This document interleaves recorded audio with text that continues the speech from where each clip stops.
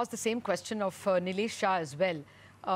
Nilesh, do you think the markets will wait and watch to see if any decisions would be taken that smack of the new governor being too close to the government? Do you think they will hold on? Or do you think they'll be happy that the choice is such that it may actually bridge a lot of differences? What do you think is going to be the market's reaction in the short run?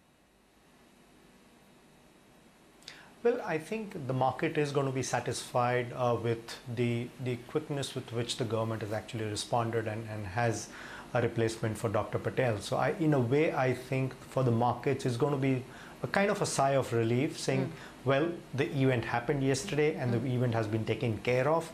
And now let's look forward to what the new governor is going to really do and how he thinks and how is he going to react to the various challenges that are there. So clearly, I think the market is going to put behind the event of yesterday and try and look forward in terms of what the new monetary policy or the other policy matters are going to be under the leadership of the new governor. So I clearly believe that for the market, I think the event is over and the market is going to really kind of look forward and probably move ahead as well. Okay, Nilesh, please stay on. We have Sanjeev Bhasin also joining us and Dhananjay Sinha, the head of institutional research and economist at MK Global. Gentlemen, please stay on. Sanjeev, what's your sense? Markets will celebrate tomorrow? After all, they didn't even grieve today. Correct. So I think it's a very welcome step. I think Shaktikanta Das is a very, very proven bureaucrat and he'll take the charge.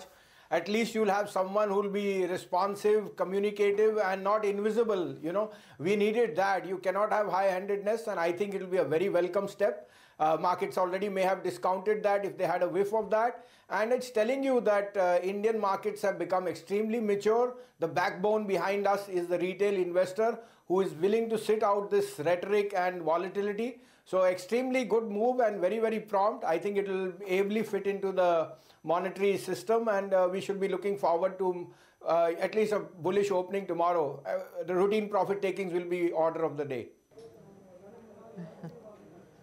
All right, gentlemen, 10:52 p.m. last night, December 10th, 10:52 p.m. exactly is when I had put out this news of Shaktikanta Das being the front runner, and we're glad that it is now official. Shaktikanta Das has been appointed by the government as the Reserve Bank governor. Quick final comments from each of our guests. I know Ashok has to leave, so Ashok, before we let you go, quick final comment from you, and thanks very much again for staying on for most part of the evening with us.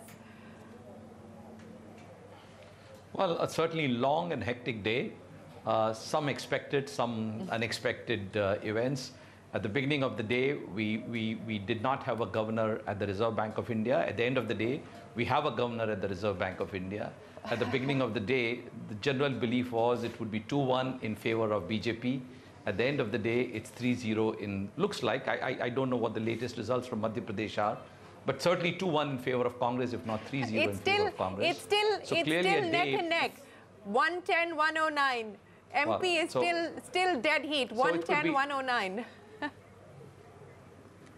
So whether it's 2-1 in favor of Congress or 3-0, clearly events very different from the expectations in the morning. And the market opened in deep red and then, you know, finished in decent green. So clearly, you know, a lot in a day, and the market absorbed it all, and I guess closed with a smile. All right, I'll close with a smile. Let's see if the smile continues tomorrow. Ashok, thanks very much. Dhananjay, a quick word from you on what you make of this appointment and the implications from here on. So I think Shaktikant Das, has been appointed. I think while there were speculations that the government is actually taking a lot of time in deciding, my sense is that they would have decided long time back. So I think the announcement is something which is not very surprising, as you had earlier pointed out. You were expecting that Shaktikant Das will be the front runner. So I think that is one part of it. I think Shaktikant Das has been fairly active during the days of demonetization. He was the person who was representing the government and also sort of announcing all the clarification that followed during those months. So I think he is very well versed with the sort of operations, at least on one part of the operation of the RBI. So I think because of that experience, I think the government may have actually sort of chosen Mr. Das for the position. I think going forward, important issues that are there on the agenda of the board of the RBI would continue to remain. Yeah. I think the last meeting that happened, that was on 19th, there were 4 issues that were sort of addressed.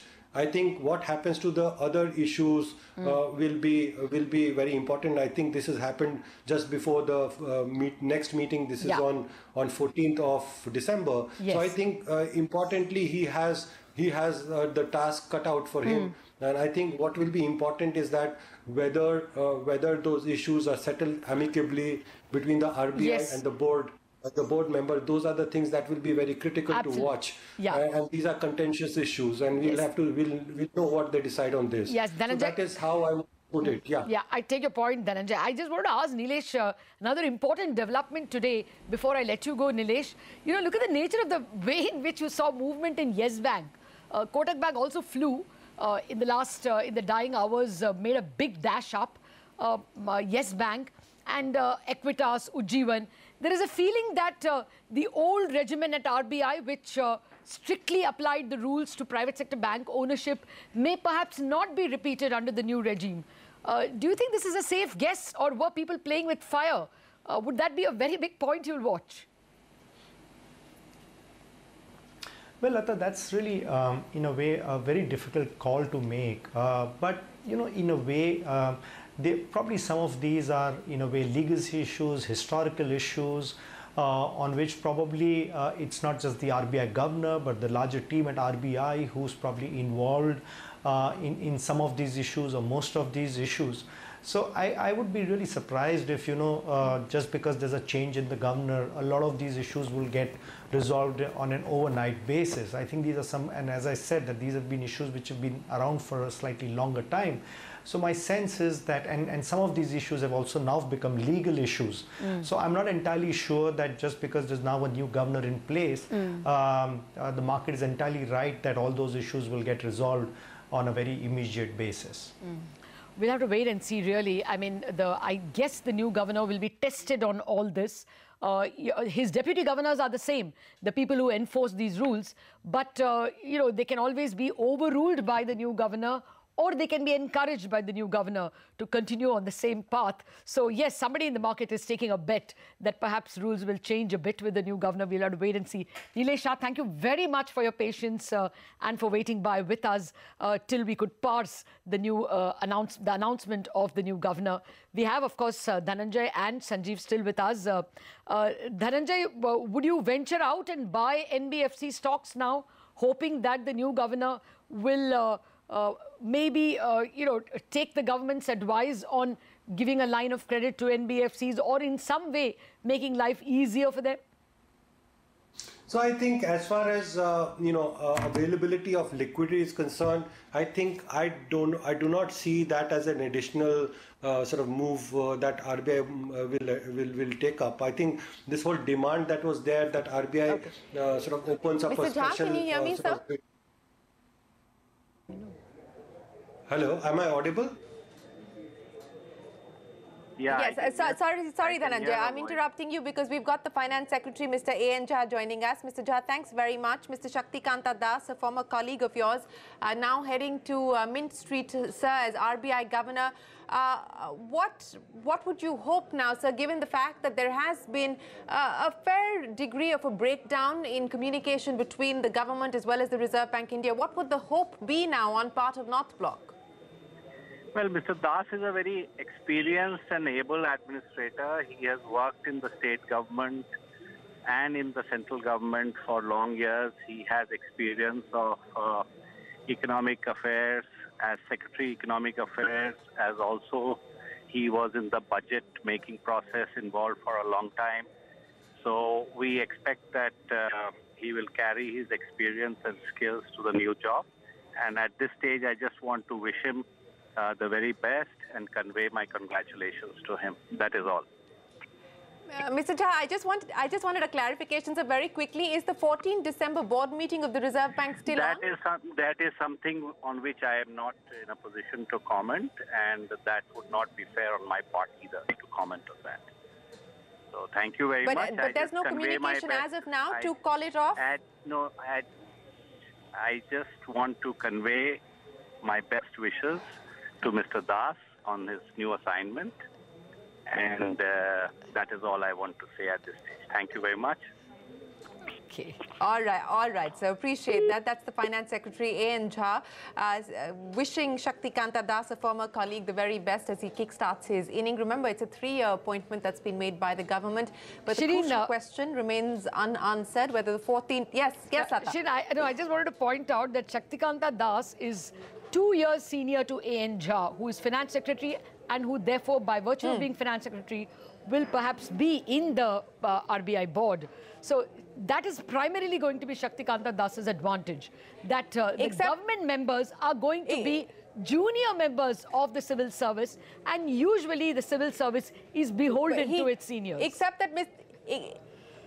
Except Mr. Jha is retiring in January, Lata. Right. So he's not going to have a role to play as far as the RBI board is concerned. In the crucial December 14th. Yes, as the current Finance Secretary. December 14th meeting. No, well, I don't know about December 14th, whether it's happening or not. As you saw, there was no clarification that came in there. But A.N. Jha retires in January, so he's not going to be playing a part as far as the RBI board is concerned. So, apologies, Dhananjay, I interrupted you. Go ahead.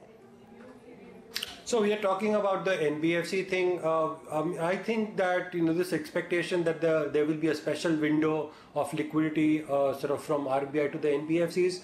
We think it is not relevant at this juncture, given the context that the RBI has already induced a lot of liquidity, and through the banking system they are availing liquidity, or liquidity is given to the NBFC. So the choice of selection and the credit process, credit assessment, etc., now lies with the bank. So I don't think that is an issue which will be there on the agenda at this juncture. I think the critical issues will be the allocation of excess reserves that RBI holds, for which they have said they will set up a committee. I think with respect to PCA banks, I think that's another thing that will be relevant. I think the government wants, or the rest of the board member wants RBI to give some liberal view on that, such that these guys can actually lend. And we are seeing issues with respect to MSME and small businesses, and also for farmers, etc., wherein some of these PSU banks can address. So, I mean, that's another angle that one can take, that there is distress in these sectors, and the government wants to address this, especially in the context of the elections and the outcomes that we have seen today. So, I think the PCA thing is a very critical thing, according to me. Whether the RBI gives forbearance to that, and what the new governor does with respect to that, and what the rest of the nominees of the government on the board have a view. They are clearly having a view which is wherein the RBI has not really agreed, and there has been a lot of debate on that. So I think two critical issues: one, the allocation of excess reserve or perceived excess reserve of RBI, and the PCA thing are going to be very critical. I think the government has also mooted a sort of a separate regulator for payment banks. I mean, RBI has not accepted that, but I think that's another area where there can be further discussions. There are numerous other issues that will be there. So I think the new governor will need to address all these issues. Apart from that, I think on the monetary policy, I think where the RBI has actually reduced the projected inflation rate, whether the RBI will change the stance after the new governor is appointed, that is something that we will need to see going forward. No, actually, I don't think that would be an issue at all, because there it is by vote, and there are 5 other votes. So I think the MPC is not something the market would so much worry about. Okay. It is more financial sector administration that may change in style and substance with the coming of the new governor. We have to see all that. Gentlemen, we have lots of questions for you on financial sector and on other issues with the appointment, the breaking news appointment of the new governor. Do stay on. We have to take a break. We haven't done that in quite a while. We're coming back in just a minute.